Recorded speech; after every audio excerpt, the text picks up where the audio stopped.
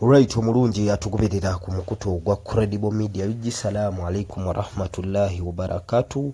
Ganja Fadi gemanya tuweaza okulike anti mutambula naffe nabwe ekito tubasaba okusubscribinga kikulu okulikinga awamu n'okusharinga content waffe twongera ate okulike mutambula ffenna wakati mu kuba tochi n'okumulungula amawulire nga bwe gaba gatambula mu nyaffe Uganda.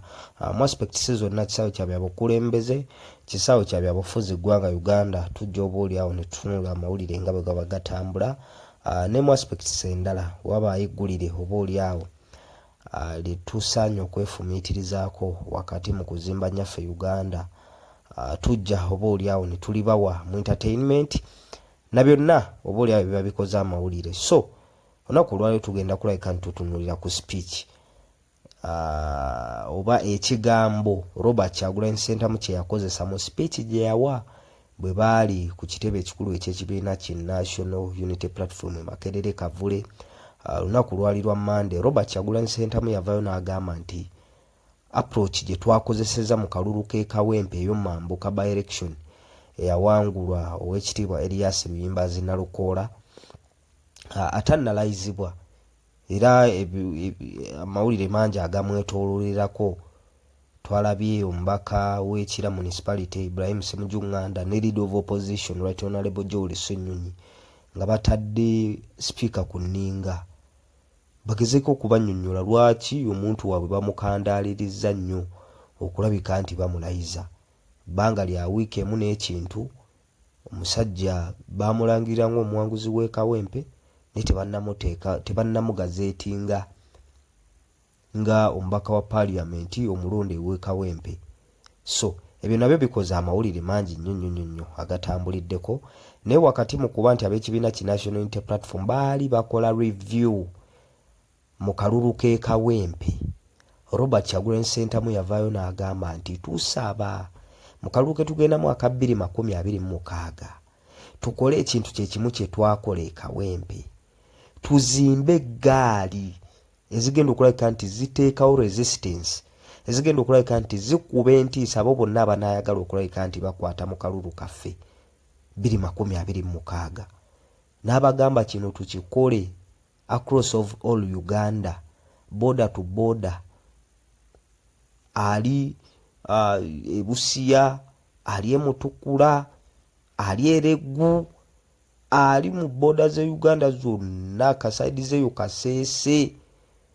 Tukole ekintu kye kimu mu kalulu aka 2026. Electoral Commission ejja ttendewalirwa etulangirire. Ekisooka yabakuutira okukalonda mu bungi, kyakubiri bakole amagaali ku ground ku byalo agagenda okulabika nti gateekawo resistance.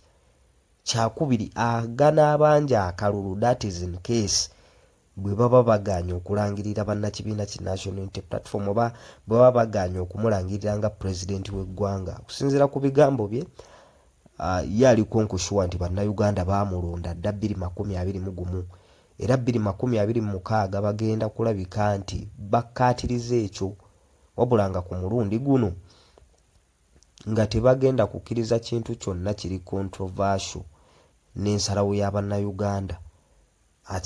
Akikkaatiriza nga bwe bakikola 2021 ne bamulonda, ne ku mulundi guno abasaba baveeyo balonde in large numbers then bamale babanje obuwanguzi bwabwe.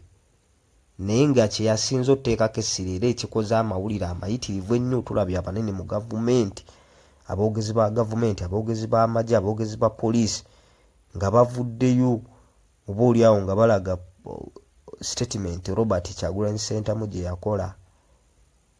It is a threat eri ab'ebitongole ebikuuma ddembe ab'e Kampala Uganda. So Robert Kyagulanyi Ssentamu bwe yayogera ku kyeggaali tekibobbezza bali mu gavumenti bokka mutwe, wabula n'ab'opposition bennyini ab'ekibiina ki National Unity Platform kibaleeseemu entalotalo naddala ba bloggers ku social media okwo. Tulaba omukulu Samid Maiti family alina ekintu kye kyali mu kutambuza, ate Umaru Kisekka alinga akijungulula. So mu mbeera ezo statement za Robert Kyagulanyi Ssentamu ze yakola ez'eggaali zireeseewo empawa, oba abantu bangi bazikubaganyeeko nnyo empawa. Naye omukulu ono Haji Mpombo ndowooza agezezaako okulabika nti ajjayo amakulu Robert Kyagulanyi Ssentamu ge yali ategeeza. Mu bigambo bye katusooke tubawe ku bigambo bye mu vidiyo eno mumwewulireko mutegeere kiki Robert Kyagulanyi Ssentamu kye yali agezaako okulabika nti ategeereza ddala bwe yavayo n'aga nti tuzimba amagaali all over the country bannakibiina ki National Unity Platform. Omukulu ono Haji Mpombo amanyiddwa nnyo, musajja mulwanyirizi wa ddembe, musajja munnankyukakyuka, musajja munnakibiina ki National Unity Platform. Mu bigambo byagezezaako okulabika nti atembeeta bulungi ensonga y'omukulu Robert Kyagulanyi Ssentamu naki kyali ategeeza exactly, era n'asaba bannankyukakyuka oba oli awo abafunyeemu obutategeeragana mu nsonga eno bagezeeko okulabika nti bafuna obubaka. Omukulembeze Robert Kyagulanyi Ssentamu bwe yali abategeeza mu package y'obubaka gyabeetikira. Katumbawe Haji Mpombo agezeeko okulabika nti abasiigira ekifaananyi ekituufu ku bubaka bw'omukulu Bobi Wine Robert Kyagulanyi Ssentamu. Assalamu alaikum warahmatullahi wabarakatuh. Ensonga z'eggaali ndaba zitabudde ba comrades ate mutandise zikayaniramu na kuziyomberamu. Temwategedde mukulembeze kyeyagambye. Omukulembeze yagambye buli mukulembeze yenna tandikawo ekiyitibwa eggaali mu kitundu kyo. That's one first point mu kitundu kyo. Ebi point number 1. Point eyokubiri, omugaso gw'eggaali gye yabagambye okukola mugaso ki? Kuteekawo resistance akalulu kaleme kubbibwa. N'akuwa n'ekyokulabirako nga bwe kyabadde Kawempe nti eggaali z'e Kawempe zalemesezza akalulu okubeera nga kabbibwa. Oba kitegedde? Ekyo kitegeeza ki? Nti eggaali esobola okuteekawo resistance okulemesa okubba akalulu erina kubeera ya mu kitundu kyo woolondera. Nti bwe mba ndiwo Emityana nga nondera Buswabulongo polling station, eggaali gye neetaaga okukola erina kubeera ya Buswabulongo, erina kubeera Buswabulongo. Nyina coordinatinga n'abaana ab'e Buswabulongo bemmanyi ab'oku kyalo ne communicatinga nabo bulungi ne mbagamba bannange twekolemu group y'abavubuka 100. Tie omulimu gwaffe ekisooka okukubiriza abantu okulonda mu bungi kitugenda okukola. Ekyokubiri kukuuma kalulu mu budde bw'okulonda kaleme kubbibwa. Ekyokusatu kucelebratinga kalulu kaffe nga tumaze okulonda. Ebyo mba musomesa abantu. Ebyo bino bigamba ab'oku kitundu gy'olondera. Olina bigamba ab'Embala gy'olondera, olina bigamba be Fort gy'olondera, olina kubigamba ab'e Kasese gy'olondera. Buli omu mu kitundu gy'olondera. Olw'ensonga lwaki bw'ona ogamba nti okoze eggaali ogikoze katwe, kuŋŋanyiza abavubuka abo 10 abava mu bitundu ebyenjawulo ne bajoyininga eggaali yo. Okulonda bwe kunaatuuka buli muvubuka ajja kuddayo gy'alondera. Kati omugaso gw'eggaali yo ebegenda tugasa ki mu biseera by'okulonda? Nze njirimu ndiwo Embalala. Kulonda bwe kutuuka nja genda Mbalala. Ow'Ejjinja agende Ejjinja, ow'e Masaka agende Masaka, ow'e Mityana agendeyo, n'ow'e Kasanda agende. Ojja kuba osigazaani mu ggaali yo. Naawe kubanga olina okugenda Embaale gy'olondera. Kitegeeza nti eggaali yo eba terina mugaso. Mu kukuuma akalulu terina mugaso. Mu kusomesa abantu okulonda era terina mugaso. Kubanga abantu nasomesa ba ku kitundu kyo abakumanyi b'omanyi terina mugaso. Mu kucelebratinga nga kulonda kuwedde terina mugaso kubanga bajja kuba basaasaanye dda. Kati eggaali egenda okukola omukulembeze bye yagamba okumobilizinga abantu okulonda mu bungi, okuteekawo resistance akalulu kaleme kubbibwa, n'okucelebratinga nga tumaze okulonda erina kuba mu kitundu kyo. Muntegeere bulungi. Bw'obaawo n'eggaali n'agyokola nga ya joint forces, ab'Embale bewandisiza, ab'e Masaka bewandisiza, ab'Ewa bewandisiza, n'okola eggaali y'abantu 10, kitegeeza nti omugaso gw'eggaali eyo gwa kutambula mpozi na mukulembeze ng'okozeho ggaali yo nayo yakuprotectinga mukulembeze, kutambula na mukulembeze buli gy'alaga. Era abo bwe banga eggaali yo yakutambulanga na mukulembeze yemmwe abeetaagisa n'okugenda ku kitebe mweyanjule eri abo abaana abakulira bafuutu soja bagenda naffe tulina gurupu yaffe ya fuutu soja tuli abantu 10 nedda naffe tubadde tusaba muntu joininge ku gurupu yammwe tutambulenga n'omukulembeze nga naffe tuprotectinga omukulembeze. Ekyo kirala. Bw'obanga ogamba ya mukulembeze gye yagambye eyo ya ku kyalo. Buli omutandikawo eggaali ku kyalo ewammwe gy'olondera. Ku kibiina kyaffe kya protest vote kye tuliko eggaali zirina kuba za ku kyalo. Museveni ne bayiikira banne bagezi basobola obutaddamu kubba kalulu mu bibuga nga bategedde nti mubuuse e Kampala ne batakabba ne bakesonyiwa e Masaka ne bakaleka bagawo nabo babuufu e Mukono babuuse tubaleke e Jinja babuuse tubaleke Wakiso babuuse tubaleke ezo town tuzesonyiwe nti ye ne balyoka akwata abantu bawe baleta bulijjo bateka mu kulonda ne babatwala mu byalo bamalo bateka mu byalo nga bangi ne bateekayo amagye gatiise ng'oli ne banalaba omuntu asimbe line nga tamumanyi ajja sirika busirisi yalo ne byatambula akoleki agende ne bwabaawo eggaali y'oku kitundu ekyo yo babaana ab'oku kyalo bokka basobola okumanya nti ono ali mu layini si wa kuno olw'ensonga nti mwatandikawo dda abavubuka abo abaazimba omutima gw'okukuuma akalulu kalwanira bo baba ready ne bwajja okulonda ku makya asooka kuyita mu layini n'acekinga buli asimbye layini n'akakasa nti wa kuno era bw'alaba mwatali wa kukyaga nti gweokola ki mu layini nti nze kulonda gwe tetukumanyi toli wa kuno nze banzala wali nti ewaani oli mwana waani nze banzala wali awaji Mustafa gwe bakuzaalawo va mu layini tambula ogende muli babbi ba bululu bamugoberawo naye bw'oba bakukutte ne bakujja mu ggaali y'ekatwe eraga nti genda otuyambeko okuuma akalulu embaale onoomanya otya ku polling station bakutadde nti oyo omulonzi si wa ku kyalo okwo ekisooka nti abawagira NUP ku kyalo okwo tobamanyi kuba oli mugenyi aye tebaze nga bambadde biraga nti ba NUP onoomanya otya omubbi n'atali mubbi wa kalulu onoomanya otya alondeyo ko n'atalondera ku kyalo ekyo tojja bategeera kuba naawe gye bakusindize tebakumanyi ntize kuuma kalulu tebakumanyi ekyo kimu ekyokubiri nti eggaali bwe baya ku kyalo ne tujja kalubiriza ne baana abayekero tuteekamu bambega baabwe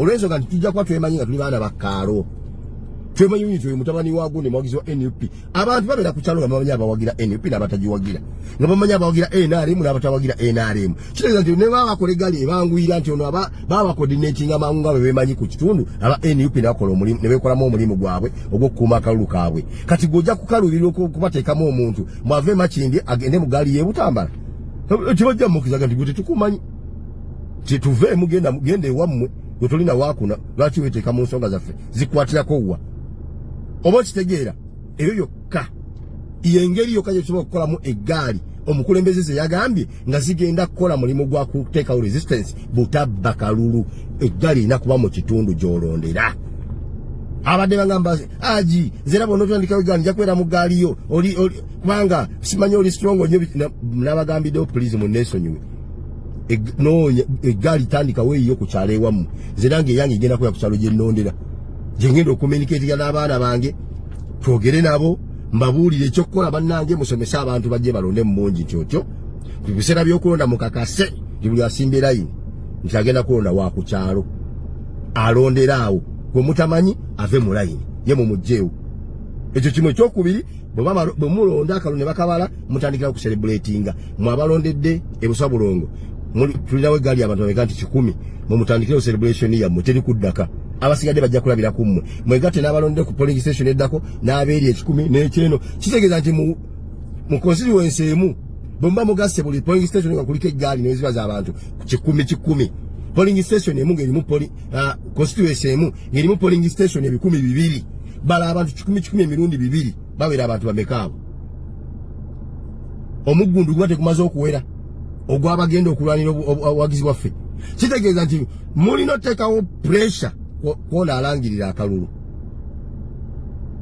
celebration yammwe gye mucelebratinga nga obuwanguzi bwammwe bwe bugenda okuteeka alangirira akalulu ku pressure asobole okulangirira ebituufu bwe munaagamba nti mudde ku bulediyo okuwuliriza byabakama mpaka muwulirani gwalangiridde wallahi mbalayira tasobola kulangirira Bobi Wine without any pressure gwolaba akanalukoola with our pressure balangirira nalukoola okutuusa lwe wiiki nnamba eweze tebannaba kumukola ki kumuteeka mu lupapula lwa gavumenti kumugazeetinga agende alayire mu palamenti ng'omubaka wa palamenti so ng'ate bwe balonda Michael Mawando wa NRM kyatwala 24 hours baali bamaze omugazeetinga enkeera ng'ali mu palamenti alayira nalukoola atute wiiki nnamba tebamugazeetinga nga tannaba kulayira mpaka leero kitegeeza nti singa tewaaliwo pressure baforcinga bali tebajja kulangira nalukoola ng'omuwanguzi kyali tekijja kubeerawo pressure yammwe yabalangizisa nalukoola eyo pressure yennyini gye mulina oteekawo ne kaluka 226 ani byabakama ne banne bagiwulire nga balina kulangirira awanguddwe oba baagala oba tebaagala nawe batakikolera